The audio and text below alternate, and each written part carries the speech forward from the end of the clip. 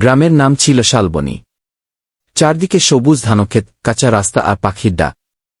সেই গ্রামে থাকত ছোট্ট মেয়ে মিতু। তার সবচেয়ে প্রিয় মানুষ ছিল তার দাদু। একদিন বিকেলে মিতু আর দাদু বাড়ির উঠোনে আমগাছের নিচে বসেছিল। মিতু বলল, দাদু, তোমার ছোটবেলার গল্প বলো না। দাদু হেসে বললেন, আমাদের সময় এত মোবাইল ছিল না। আমরা মাঠে খেলতাম, পুকুরে সাঁতার কাটতাম আর সন্ধ্যায় সবাই মিলে গল্প শুনতাম গে। মিতু অবাক হয়ে জিজ্ঞেস করল, তোমরা সারাদিন শুধু খেলতে? দাদু মাথা নেড়ে বললেন, না রে, পড়াশোনাও করতাম। তবে গ্রামের মানুষ সবাই একে অপরকে সাহায্য করত। মিতু আবার বলল, এখনো কি গ্রামের মানুষ তেমন আছে? দাদু আকাশের দিকে তাকিয়ে উত্তর দিলেন, যতদিন মানুষের মনে ভালোবাসা থাকবে ততদিন গ্রামের সেই মায়াও থাকবে গি।